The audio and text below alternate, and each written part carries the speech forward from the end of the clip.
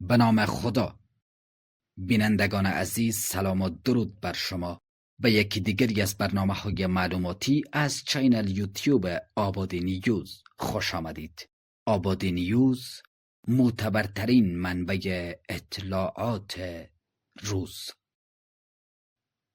در جنوب ایران میان آبهای گرم خلیج فارس و دریای عمان گذرگاه باریک وجود دارد که شاید در نقشه کوچک به نظر برسد، اما همین نوار آبی هر روز سرنوشت بخشی از اقتصاد جهان را تعیین می کند. اگر این مسیر متوقف شود تنها چند روز کافی است تا قیمت جهانی نفت بالا برود، بازارهای مالی نوسان شدید بگیرند، زنجیره تامین جهانی دچار اختلال شود. این نقطه تنگه هرمز است، حیاتی ترین گلوگاه انرژی جهان.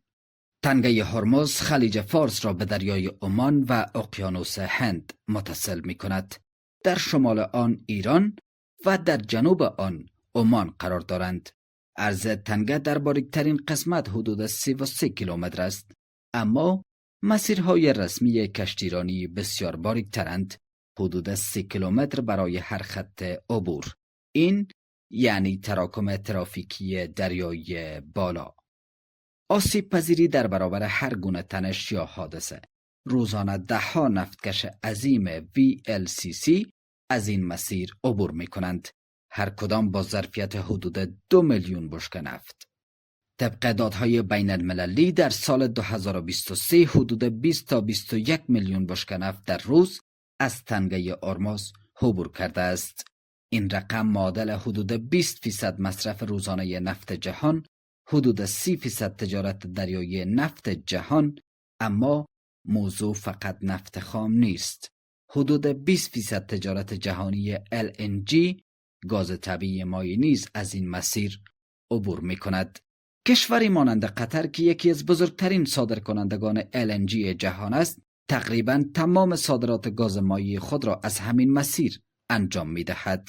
علاوه بر نفت خام، بیش از 1.5 میلیون بشکه در روز فراورده های نفتی، میلیون ها تن محصولات پتروشیمی نیز از این مسیر عبور می کنند. وابستگی قدرت های اقتصادی. بیش از 80% نفت عبوری از هرمز به بازارهای آسیایی می رود. کشورهای مانند چین، هند، ژاپن، کره جنوبی بخش قابل توجهی از واردات انرژی خود را از این مسیر تأمین می کنند. حتی با وجود افزایش تولید نفت داخلی در ایالات متحده، بازار جهانی نفت به هم پیوسته است. افزایش قیمت در آسیا مستقیما بر قیمت جهانی اثر می‌گذارد و در نهایت به اروپا و آمریکا هم منتقل می شود. به همین دلیل حتی کشورهایی که واردات مستقیم کمی دارند همچنان از اختلال در این تنگه آسیب می بینند. اگر تنگه هرمز برای 1 هفته بسته شود، حدود 20 میلیون بشکه در روز از بازار جهانی حذف می شود. ذخایر استراتژیک نفت کشورها فعال می شوند. قیمت نفت می تواند به بالای $100 در هر بشکه برسد. اگر این وضعیت ادامه یابد، پالایشگاه‌های آسیایی دچار کمبود خوراک می شوند. هزینه حمل و نقل دریایی افزایش می یابد. نرخ بیمه کشتی‌ها بلند می رود و تورم جهانی شدت می گیرد. برخی تحلیل‌ها نشان می دهند در صورت اختلال طولانی مدت رشد اقتصاد جهانی ممکن است به طور محسوس کاهش یابد.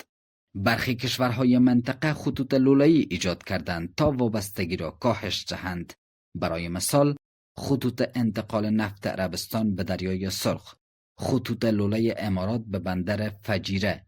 اما ظرفیت این مسیرها محدود است و نمیتوانند جایگزین کامل عبور دریایی از تنگه هرمز شوند.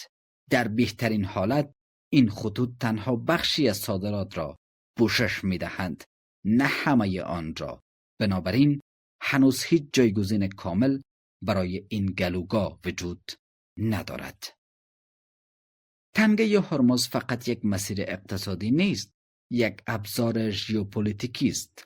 کنترل یا تهدید به اختلال در این مسیر میتواند در مذاکرات سیاسی، امنیت منطقه‌ای و روابط بین المللی تأثیر بگذارد.